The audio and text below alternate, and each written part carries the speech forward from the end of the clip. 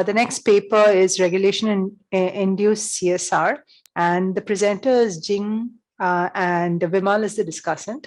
You already know the rules, both of you. Jing, you get 15 minutes, and Vimal is going to do timekeeping for you.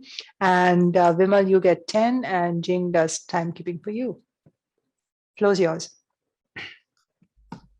Thanks for the organizer giving me this opportunity to present this work here. This is a joint work with Vidhi Chhaochharia from University of Miami and Richardson from UNSW. In 2013, the Indian government passed its Companies Act. Part of the act required the companies that satisfy certain size and profitability thresholds to spend 2% of their net profits on CSR activities. So the intention of this regulation is to inculcate a sense to involvement and responsibilities in the corporate sector for social development by utilizing not just their fund, but also their capabilities and management skills. So motivated by this intention, government choose to have mandate CSR spending instead of to increase the tax.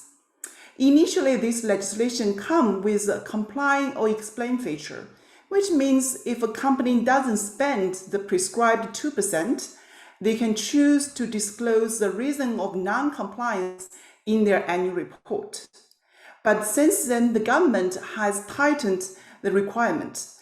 In 2019 amendment, the government revised the CSR rules to ask companies that not spend 2% of their prescribed amount for 3 years to deposit the money into a government nominated account. So this legislation not only mandates CSR spending, it also has mandatory disclosure rules. So the company has to disclose the CSR activities in a prescribed format on their annual report, which means us as the researchers or the data companies can collect the CSR activity data that is free from the self-reporting issues. The rule also explicitly asks the company to give preference to the areas they operate, their local areas. The rule also have a set of prescribed activities, which include health, education, rural development. So by 2019, the sector that received the highest amount of CSR is the education sector, and the health sector is the second highest. So this is also the reason in our study we focus on the education sector. A board of committee is responsible for formulating CSR policies and monitor its implementation. So use this unique setting of mandatory CSR spending, we ask the following question. Can regulation-induced CSR have any perceptible impact on the society? So far, most of the studies on CSR focus on the impact of CSR on the firms. So can firms benefit from their CSR spending? But the stated reason for CSR activities is to benefit the society, not to benefit, at least the stated reason is not to benefit the firm. So we think it's interesting to look at the impact of the CSR spending on the society. 2% of all firms is a very large number. That is including the public firms and private firms. So naturally, we expect to observe any improvement in the society. But on the other hand, we have few reasons that make us to be skeptical about the results. The first reason is related to that comply or explain feature. So the firm that does not want to spend the CSR can simply choose to explain in their annual report. But since then, some Indian scholars told us, in fact, the government has more soft powers to induce the company to spend than what is stated in the legislation. But besides this comply issue, we have other reasons to be skeptical. The first is the CSR spending, the numbers we have is the reported CSR spending. It can be different from the actual CSR spending. So this disclosure on the annual report is not required to be certified by the auditors. As we know, India has a weak institution environment. Managerial misbehavior and tunneling is prevalent. Some anecdotal evidence shows that companies set up the trust and tunnel the money, the CSR money, back to themselves or to the managers. So even if the company want to spend in CSR, most of the companies engage a third party to implement their CSR strategies. So the implementing agency adds another layer of misbehavior problems in this setting. So since the CSR legislation become effective, the auditing firms set up business to help the companies to select good implementing agencies. That also shows the company's concern of misbehavior in the implementing agencies. Besides the reason, the second reason is the money might not be spent on a project that create value for the society.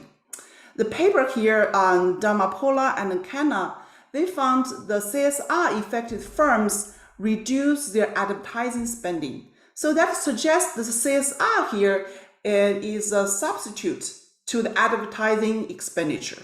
So it's hard to say how the advertising expenditure can benefit the society. Another example is 4 big Indian oil companies using millions of rupees to erect a monument for political figures in Gujarat. So it's hard to say this kind of spending is CSR for a cultural project, or this is actually political donation in the guise of CSR spending. The last reason for us to be skeptical about the effect is the crowd out effect. So the previous studies has documented that the government spending can crowd out the spending from nonprofit or private sectors.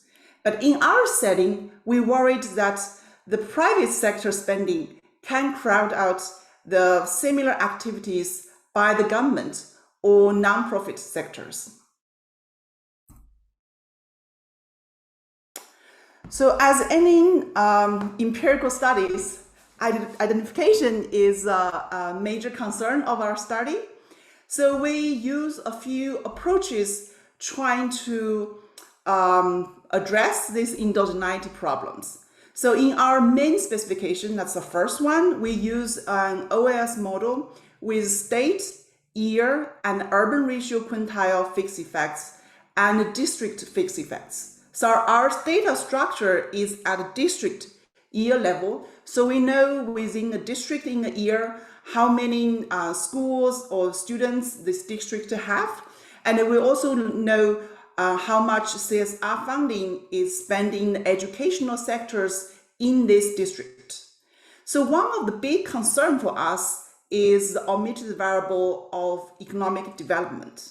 So it's not hard to imagine the firm will choose to spend in the area which is more developed. And more developed area will have a higher improvement in educational outcome even without any CSR spending. So our results may be because of educational development, economic development is an omitted variable. So here we use the urban ratio to capture the economic development. So urban ratio is defined as the population in the urban area divided by the total population within a district. So that is our main specification. But even with this fixed effect specification, we still worry about the endogeneity problem. So our second approach is to adopt a difference in differences approach. And this differences in differences is motivated by two aspects from the legislation. The first is the companies have to spend 2% of its profit. And the second is the companies are encouraged to spend in the local area. So that's the area they operate. So based on these two aspects, we think if a district has more profitable firms, then naturally there will be more funding flows into this district. But one can argue the company doesn't choose where they operate randomly. So in our setting, because we don't have their operating location, we use their headquarter locations, but the company doesn't choose the headquarter location randomly. It's naturally the company will choose to locate the company in maybe more developed area or the area with higher growth rate. And in this area, the growth in the in the education outcome may be different from the other area. So to address this issue, we try to tie the timing of changes in outcome with the timing of the CSR activities. So in other words, we're trying to say whether before the CSR become effective, these two types of districts will have a parallel trends. So we create a dummy variable equals to 1 to indicate the district that have a lot of profitable firms. Jing, and then you have 5 minutes. Okay, yeah, thanks. So, and then we interact this dummy with the year dummy and say when we start to see the effect of the CSR. And our third approach is to address another omitted variable concern, that is the government spending. So the firms might anticipate where the government is going to spend in education, and then they're going to spend in the same area. So essentially the results can be driven by the government spending instead of from the private sectors. So for address this concern, we split our schools into government schools and private schools. So if the effect is actually from the government spending, we expect to see the effect come from the schools that relies on the government spending. That's the government schools.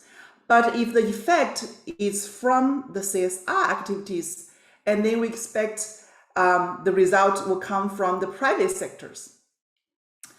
Our last approach to trying to address the endogeneity concern is to actually use the economic development measures as our main outcome variables. So we regress the economic development measures on our main dependent variables, that is our CSR measures.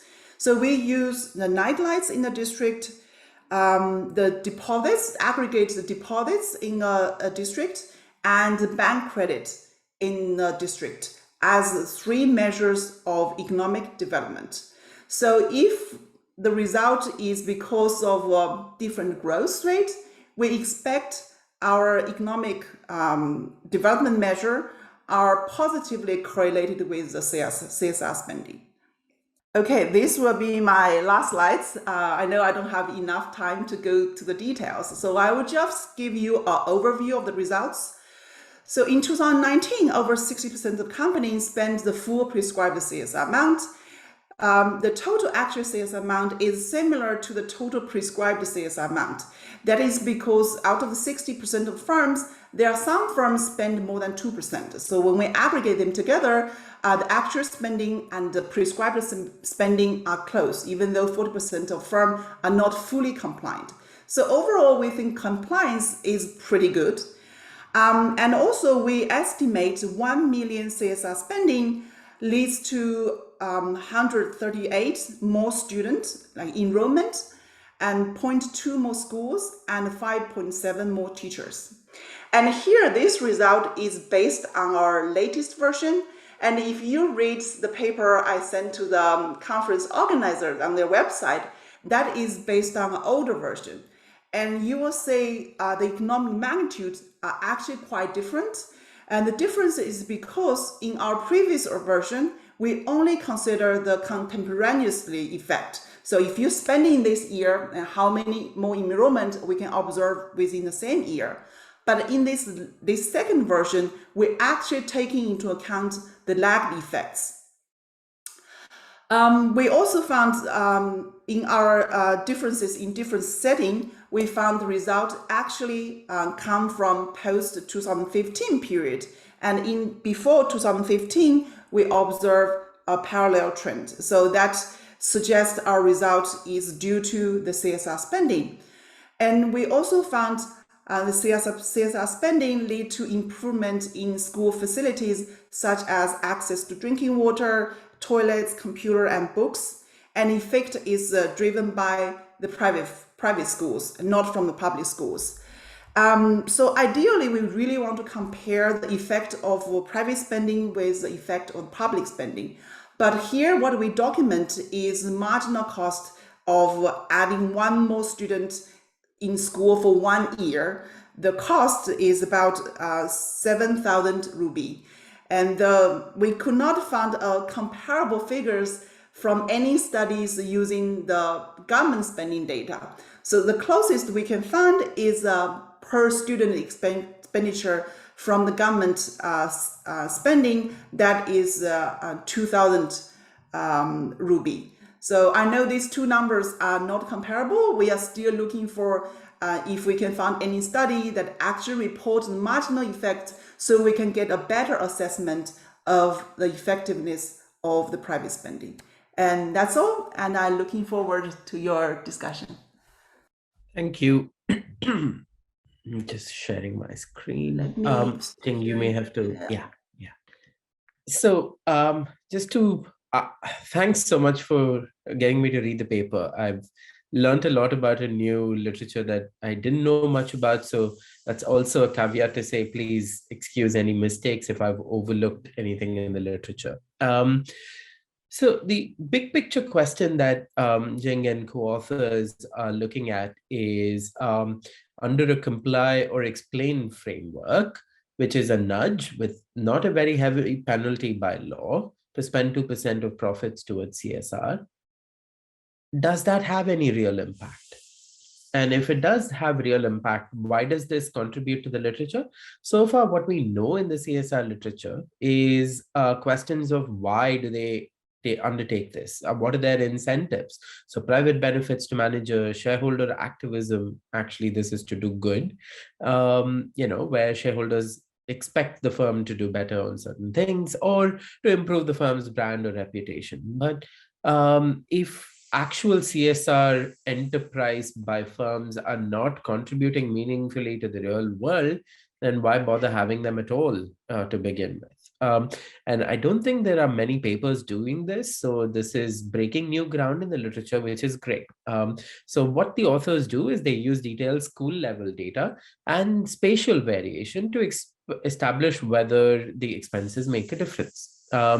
The key findings are there's greater school enrollment, greater number of schools, greater number of teachers, pretty much driven purely by privately run schools as opposed to government. So this is not something that's driven because of complementarity of government investment and CSR investment. And there's a lot of important, careful empirical work that's gone into addressing endogenous selection of which areas they potentially may choose to invest in. And they use different approaches to overcome selection. And I believe all of them are convincing. So the argument, therefore, the authors make is that CSR has the potential to complement state capacity in improving development outcomes. And of course, they come up with the caveat saying, look, generally firms end up investing in districts that are socioeconomically better off. And so we need to keep that in mind when we think about what the potential for CSR is. So I'm going to trace out a slightly bigger picture based on my understanding of the CSR literature and public finance. So firms' profits can either be taxed, which then go into funding public goods, or the effective tax rate can be lowered, and then you nudge them to undertake philanthropic activities. Okay. At the end of the day, the Indian corporate tax rate is pretty high at the moment. I think it's worth 30%. And if it's under 4 billion, I think it's 25, but that's just a small group of firms that benefit from it, or well, a large group of firms, but it's not the ones that are potentially going to be spending that much on CSR anyway. And given the tax rate and the expectation that they spend on CSR, just effectively takes the tax rate to be even higher. That's how I see it. Perhaps that's not the right way to look at it. But in addition to all of this, the onus is on the firm to deploy the investment, and it's not to generate any outcome. So the CSR law does not say, well, we need you to raise the number of students in the school by X or Y. So firms generally tend to put money where it works. So it's perhaps not a bad idea at all. But I'm just seeing this as two different ways of mechanisms of taking public money to development outcome, right? One is the state takes the money to invest, and then state capacity is weak. Therefore, your outcome is not great. Here we have the firm taking the money to the field, and the firms tend to be more effective than the state, and therefore it's probably not a bad idea. So if that's the case, what's the bigger question? What are the real gains in having firms deploy the funds, say for schooling, than have the state doing so? Are these complements or substitutes? I think there's a bigger question that Jing and co-authors are trying to sort of answer this, which is a public finance one, not just a corporate finance one. And I think it would be beneficial, therefore, to locate yourself in the public finance discourse as well, not just in the corporate finance discourse. Based on my reading, I have two comments and a couple of minor quibbles. The first one is, I think comparing the CSR effect to the state is not going to be straightforward. As Jing alluded, said, well, we do only have average information on this. But the key challenge here is actually beyond just trying to get the marginal effect. It's about what is the benchmark using the same geography that CSR investments go to. Because the way I think about it is the state's marginal cost of enrolling a student in Bombay city is unlikely to be the same as enrolling one in rural Bihar. And therefore, it's important to account for this, because otherwise you may be overstating the gains from CSR in this context. The second bigger point is, if we were to consider CSR as a tool of policy that should be replicated in other economies, we need to learn where it works and where it does not work. So one of the things that I saw in the paper is you talk about how there was the Clean Ganga mission that was added to the CSR requirements before even the comply or explain framework was changed. Now, to my mind, I was like, wow, this is such an easy way out for firms. All they need to do is just put the money into a bank account and they fulfill the law. Why would they bother going and identifying schools, investing the money, spending on operations, so on? What fractions of firm actually did this? And if they did not do it, why? And if just understanding this would be important before thinking of this as a more general approach to thinking about CSR and comply or explain framework. So this led me to think, perhaps what we need is a model of where firms are likely to invest. So for example, at what stage of development in a region are firms willing to engage in CSR activities? In which case, then you're thinking a little more about complementarity and substitution between state investment, state capacity versus, doing this through philanthropic activities. And there's one thought that you have in the paper, which I thought would be great to expand on. And that's what all of this wider CSR work is motivated from, which is if you want to think about the Indian experiment as something that serves as a template for other developing countries, we need to understand all of these aspects of why does this work in the Indian context to begin with. Before we think about expanding it in terms of scope. And other minor quibbles, I genuinely think that the paper does not test whether the comply or explain approach is effective, simply because the regression specifications or the empirical model is not comparing comply or explain versus something else. So for instance, in 2019, it was made mandatory. The moment it was made mandatory, Did you see that there were more people just putting the money into the bank account, into the fund that was set up by the government, or were they actually spending it instead? So that would be evaluating the effectiveness of a comply or explain approach, but that's not what the paper quite does at the moment. And can one decompose the firm types to see if there are selection that can be explained, right? Actually, for me, selection is the most interesting aspect of this work. While the authors have done a very careful job at identification, the selection here gives us a lot more meat to what is potentially important about CSR. So I see the HQ district variable in there, but I'm sure there's more to it. Does Reliance pick and choose to invest on CSR activities only in Gujarat as opposed to anywhere else, for example? Why would that be important? It would be important to understand whether industry, geography, activity matters for how they choose to invest. And there's a small quibble about use of night lights, which I'm sure Ajay and co-authors would be better in a better position to explain. But the use of a state year nightlight fixed effect would mean you're playing off on variation in night lights over time. The time elasticity, it's a great variable to distinguish districts cross-sectionally, but to account for the time series is kind of problematic. And just to give you a quick and dirty picture of what this actually implies, if you can look at the paper by Sam Asher, Paul Novosad, and co-authors on development research at high geographic resolution, they speak about how the time elasticity, temporal elasticity for nightlights is not great.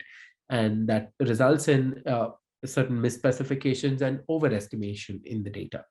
And the last point I want to make is I've generally been a skeptic of corporate philanthropy simply because the Tata Trust is more of an exception than the rule. And because it always does a good job in a poor environment, right? When there is absolutely nothing available, any amount of investment is only going to be improving it.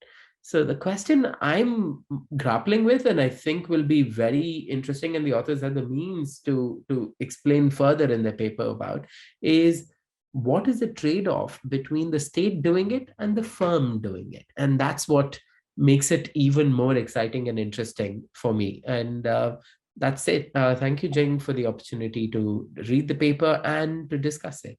Thanks, Susan. Thanks, Vimal. Thanks, Jing. Would you like to respond to Vimal's comments before we go to the floor? Yeah, sure. I don't have any particular response to any points, but I think you raised a lot of good points, which leave me a lot of food for thoughts, like how to position our paper. Yeah, thank you. Okay, we open it to the floor. Yep. Vijay has a comment. Yeah, I have a comment, mainly. It's an interesting paper. I work with CSR heads of corporates. In fact, I'm one of the beneficiaries of CSR funds. Funds for a couple of my projects, research projects in India. So it's important to know that CSR decision where to spend is not at firm level from most of the firms in India. So except some big firms, which is a very small proportion, but the decision is taken by consultants. Like there are a lot of consortiums, like IT companies have a consortium where all the IT companies appoint a set of consultants who eventually decide where to spend on CSR. So it's not a firm level decision. So that's an important thing to note, especially in India. Renuka. Hi, I was wondering if you have studied crowding out of public spending because of CSR. So some of my friends who work in the development sector, who fund governments to run schools, have said that now governments don't want to spend money because they say, let just CSR handle it.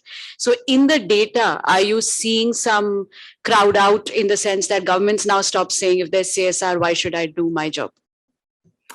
I don't have a good measure of the government spending in education. So we are also interested in whether there is any crowd-out effects, but I cannot empirically test it because of the lack of data. two people who are likely to give you that data are Abhijit Singh and Karthik Muralidharan. They have an extensive district level government expenditure education data on this. So I can write to you separately with that information. Oh, great. That would be good. I think Renuka raised a very important point because I also work with bureaucrats who are involved in CSR. And most of the times, the decision where to spend on CSR is taken by these consultants along with the bureaucrats. And you rightly said that most of the times government will stop spending their expenditure because of CSR initiatives. Sorry, I wanted to add a point. Have we thought about how a lot of CSR teams are now coming up with supporting NGOs with non-pecuniary or non-financial skill sets? For example, I have come across a lot of CSR teams saying that, we will support financially, but other than that, we actually want to come on ground with our teams, help you all with skill sets, help you all with certain kind of human resource training. So, I mean, that the intention of the law can be interpreted in that sense too. It's not always financial. CSR teams are being more woke in the way that they want to go on ground and actually train through skills.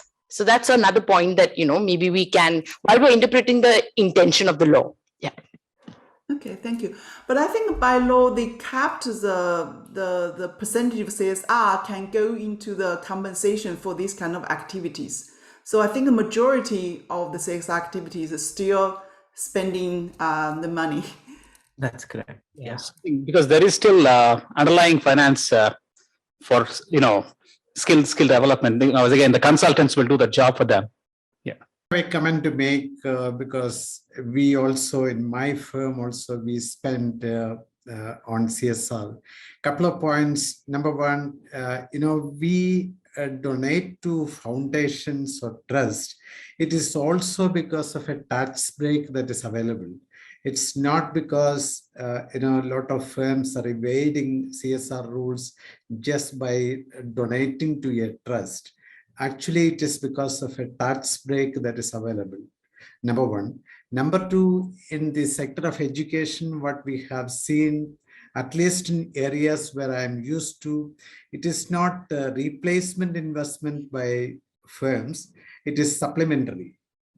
The government is doing a job which is not perhaps sufficient. So the CSR expenditure is actually going in supplementing government expenditure.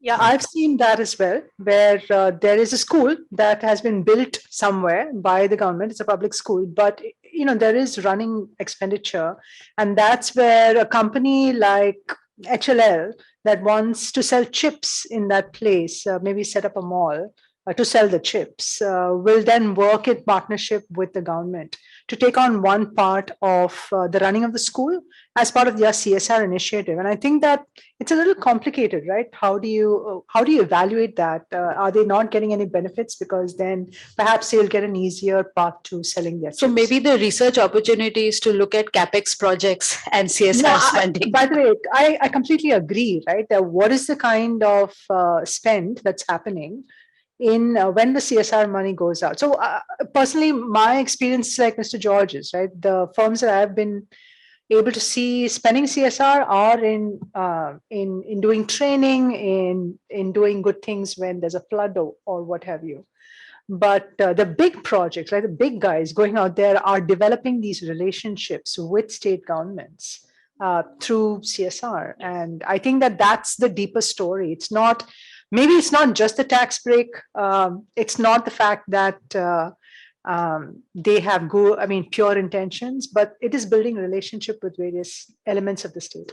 And if I could just supplement, I think Mr. George's point is very important for the identification strategy as well in this context, because if just let's suppose that capital investments that Renuka just mentioned, right, is going to determine the labor market, that the labor force that the firm needs in that region.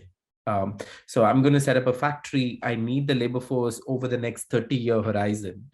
And for that, I'm going to have to invest in things around in that neighborhood to make it better. So exploiting the CMI capital expenditure database might give you that additional control you need for your identification opportunity, so that you can account for Mr. George's point in your setting as well.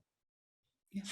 And a quick addition to this point, as a stakeholder in the society that you're covering in the paper, the NGO itself, right, pre the CSR law, had their own struggles in bringing in donations and funds. Since the CSR regime has been set, an NGO takes a backseat, relaxes, because now the CSR firm and the firms are supposed to come to them and actually give that particular amount. So I have seen NGOs actually now be a little relaxed. The pandemic period was definitely a period they got insecure, but the pre-pandemic period, NGOs were a little relaxed on their donation drives, right? Because now CSR firms were coming in and paying. So looking at the impact angle, if the NGO is the primary stakeholder in this, then definitely they had a easy access to funds. Yeah, Renuka is right. We now go after NGOs, those NGOs which are having experience in doing projects in which we have interest. It's on the contrary, the NGOs I know, they got, in fact, more workload now because of CSR, where the companies like Infosys and everyone, they appoint NGOs to work on behalf of them. Yeah, that's right. So it seems to indicate it might have some crowd out effect on the NGOs, but overall, the fact if we say any effect, that means the crowd effect doesn't really overweight the effect from the company spending. Absolutely. So overall, there's still some benefit. No, agree. And once again, thank you, people, because I think that we are done with this session. Thank you, Jing. Thank you, Vimal, and the rest of the crowd who have contributed to this discussion. This is the end of day 2 of the EMC this year, and we look forward to seeing all of you tomorrow, where we start at 9 a.m. IST. Thank you all. Bye-bye. Thanks for your comments. Bye. Thank you. Bye-bye.